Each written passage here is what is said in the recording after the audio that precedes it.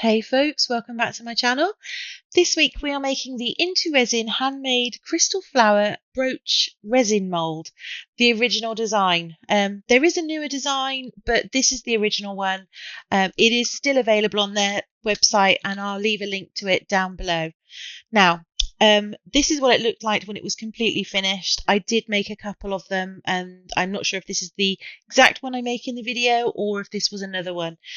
But I've mixed up a whole heap of resin there because I've got a couple of projects on the go at the same time. This mould only takes 40-50 mils, something like that. And the pigment that I'm using is a non-sink aurora pigment from Resin Supplies Den, which is a little Facebook group that's, I say little, there's about 8,000 members, but it's a Facebook group where you can get some really fantastic supplies and the sellers are great. So if you've not checked it out, I recommend you go along and take a look. So this mould has lots of intricate little spaces, lots of undercuts, as you can imagine. So pour in a bit of resin, give it a really good squeeze just to make sure that all that resin gets down and into all the little pockets. Try and get rid of as many air bubbles as possible. And then fill it up completely and then basically let it set. But it really is a stunning mould. If anyone is back here from last week, I'd just like to say thank you for giving me a second chance. I'm not as nervous this week. Still quite nervous, but not as nervous. So hopefully it will just get better as time goes on.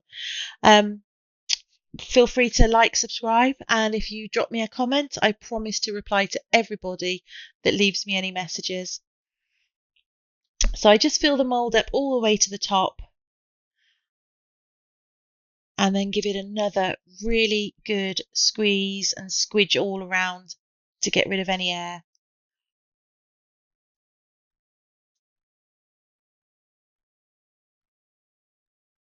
Unfortunately, the camera doesn't do the colour justice, but it really does sort of transform as depending on how the light hits it. Really, really pretty colour.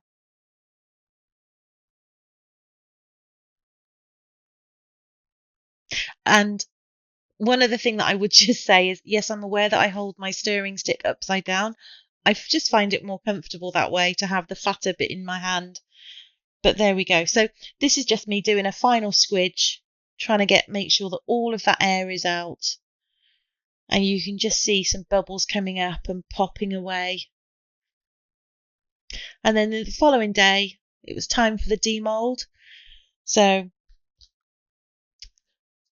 I had a little tiny bit of overpour, which I took off, and then managed to get it out without any problem whatsoever. It was really easy to demould. And of course, then I immediately throw it onto the desk. Not on purpose, of course. But butterfingers, I drop it. But luckily it survives fully intact. And there it is. It's absolutely stunning. Recommend it to everybody. And that's it for this week. I hope to see you next week. Take care, everybody. Bye.